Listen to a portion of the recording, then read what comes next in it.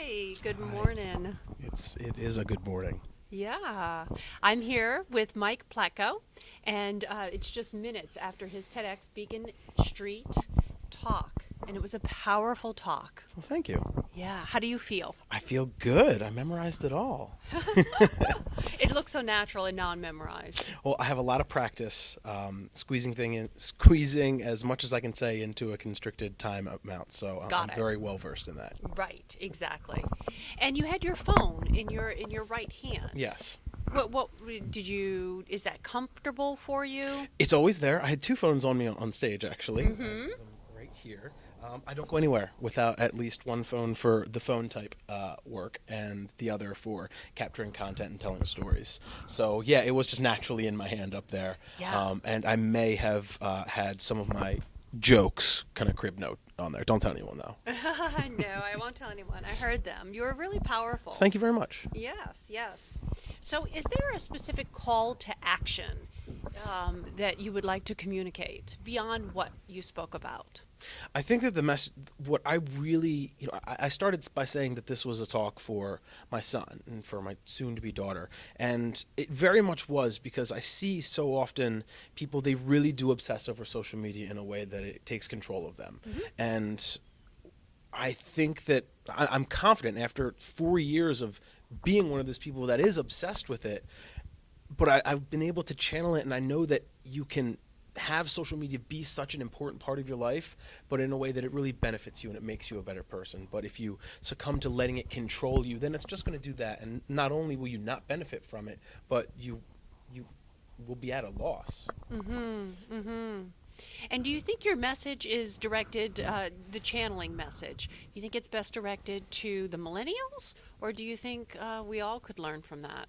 I think that we definitely could all learn from it. I mean, I'm not exactly a millennial. I'm, almost 30 years old, and Mm-hmm. I spend a lot of time on my phone every day. You're And close. I'm close. I'm right at the Cusp, right yeah. at the line there. But so much of my audience is, like 10 years younger than me. Yep. I think we can all learn from it, but I really want to these people who are growing up with social media in a way that we did not.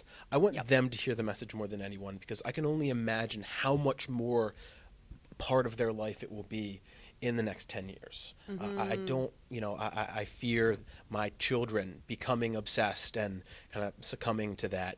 And I really think that it's more powerful to learn it right from the onset so that you can develop healthy habits with social media. Mm-hmm. Healthy habits with social media. I'm not going to teach my mom about that so much because she's doing social media at her own pace. But Uh-huh. but my nieces and nephews and my children, I really want to know when they get into it. Mm-hmm. Mm-hmm. Your son and soon-to-be daughter. Very soon to be. I was worried that it would happen while we were here. Is your wife in the audience? She was, yes, and my son. He was binked with an iPad so that he wasn't going da da da da da da. Interesting. Ooh. You said binked with an eye? iPad. Uh-huh. So he's already into the social media. Binked with an iPad. Bink and Yeah. iPad. That's the Oh, wow. Oh, okay. yeah. Both. That's the digital nanny. I see. Wonderful. Do you see yourself coming back in 5 years, perhaps, to speak I to would- I cer- TEDx Beacon Street? I certainly would love to. Uh-huh. I have learned a lot. Yeah. I wasn't doing anything like this Yep. 4 years ago. This was a completely unexpected change for me. And the views that I had on social media before this was my career were completely different. Social media was completely different. Yep. And I definitely would have some new things to say once I'm Yeah. the father of a 5-year-old and a 4-year-old, and I've doubled down on the length of this career. Who knows what I could be doing in another 5 years? But I'm definitely of the mindset that whatever I'm doing, it's within my power to learn as much as I can from it. Yep, yep. So best guess, 5 years from now, social media, the world moving quickly, change. Change. Best guess, what would be your TEDx Beacon Street topic? Well, the past 4 years have been me as an influencer, Yep, and that's fun. yep. But there's not a longevity to it. Mm-hmm.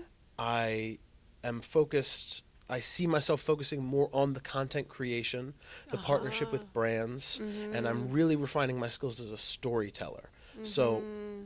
I think my long-term goal is to learn as much about storytelling personally and from a marketing perspective as possible. That I hope I could bring my experience as a father and as an influencer into that, and share some insightful bits of experience once things kind of change up. Wonderful. Can't be famous on Snapchat forever. I know. Well, I don't know. It's a new medium. We'll see. What brands excite you? Ooh, I'm fortunate enough to be in a position where if a brand really excites me, I can reach out to them, and there's a chance that we might be able to work together. Yep, yep. I did that. Mutual interview. Yeah. Sure. I was excited about, I love Harry Potter. And so I made a lot of content about that, and I reached out to Universal, and I was able to do some work with them. I've been able to do some work with BBC for Doctor Who. Netflix excites me. I spent a lot of time remaking Stranger Things as a Snapchat story in the hopes that maybe they would reach out, and I don't know, I could get a gig with them doing something for their accounts, which they're amazing storytellers. The Netflix social team and all of their brands are great online. They definitely excite me because they're good storytellers. The brands that are established as good storytellers are much more exciting to me than just brands that I'm all about. And Netflix is at the top of that list. How have you refined your storytelling skills? Collaboration. So much of, I mentioned in my talk that Snapchat is a unique platform in that it doesn't have the sharing and the discovery and basically the exploration feature. It's hard to get noticed on it without going to another platform. Yeah. So much of that growth was through me developing relationships with other influencers on Snapchat and other platforms. And every time I'd work with another influencer or another storyteller, I would learn a little more. I had the opportunity a few years ago to partner on a couple projects with Casey Neistat, and he taught me a lot about storytelling, and just every time I partner with someone else, I take something else away from it. I've got a journal of ongoing notes of things. It's either in the form of an idea that's sparked that could turn into something, or just something to keep in mind for my next story. That's been so important for growth, but also in learning. And when people partner and collaborate with you, what do you think they learn from you? Hopefully, What would they tell me they learned from you? I didn't know you could do that with a phone.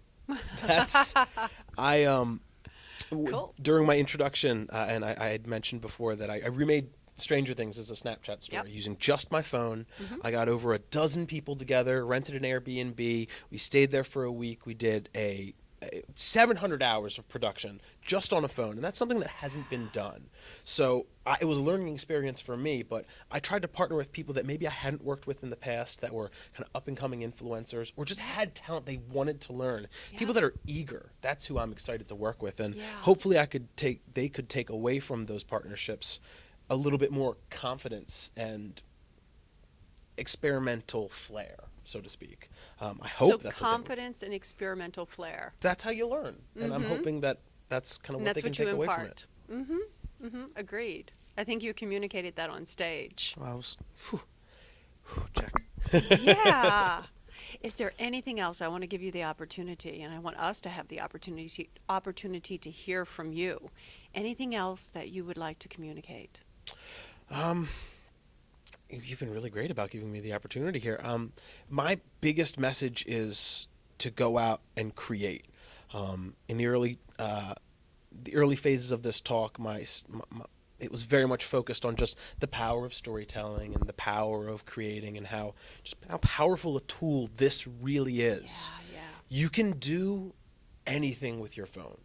Video, photo, you can make stop motion animation, and every day the platforms and the tools, they're only getting more advanced. I implore everyone to experiment, and if they have a creative bone in their body, which everyone does, give it a shot, because it'll be an experience which you definitely learn from and maybe better as a person. Very nice, very sharp. Thank you. It's been an honor talking to you. This has been an honor for me, absolutely. Thank you very much. So this has been Mike Platco, and we're here post-talk at TEDx Beacon Street. Real pleasure. Please follow me on Snapchat, Mplatco, Mplatco. RDM. Nice.